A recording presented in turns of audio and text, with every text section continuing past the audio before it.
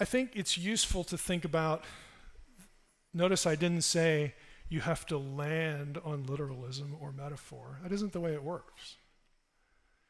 They work in tandem. We need to consider the range of possibilities. And we need to ask ourselves, well, are they picking this term because they had no better choice? And again, the matter of, well, they could pick this term, but is this something that doesn't correspond to reality? And we'll get into in a few moments, I think, how best to handle that. But there are questions to ask ourselves. Metaphor is really important. Metaphor runs through Scripture constantly. And in many cases, it's necessity because of the kind of things we've just talked about. It's really it's the best the writers can do. It runs through Scripture constantly. So if we reflexively look at everything literally, we are going to miss things to think about. Things that we would otherwise, if we were part of this culture, we would intuitively get. But we're not, so we have to slow down and think about what we're reading.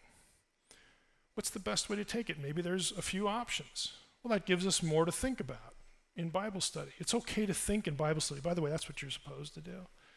Bible study is supposed to stimulate your thinking, and that in turn is supposed to stimulate your appreciation for God and what God is trying to do on the planet where you live, okay, with you individually. You learn something about God's nature, his relationship to you, and his plan. You know, all of these things they're not mutually exclusive.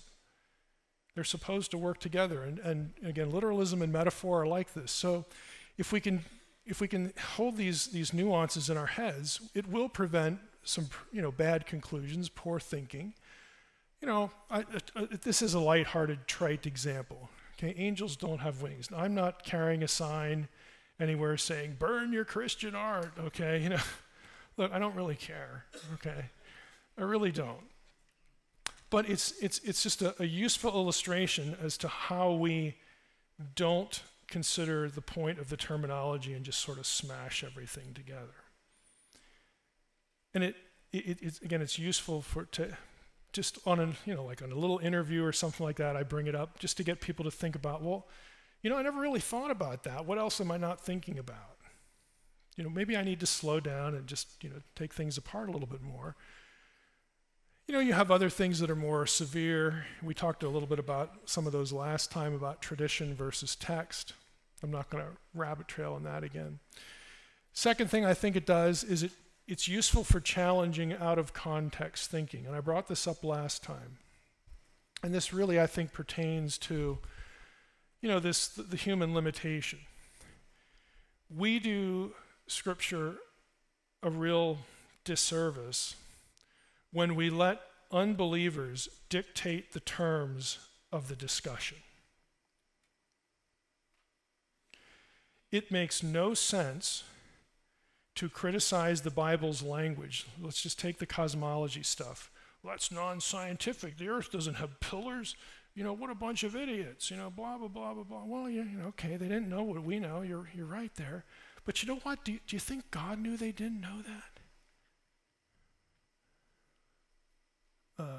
Well, if this God that you say is real exists, of course he would have known that. You're right. So what does that tell you? It tells you that's probably not why they wrote that. They're not trying to give us science. There's some other reason that God prompted them to go do that. Have you considered that? Have you considered the fact that you're criticizing the Bible for not being what it was never intended to be?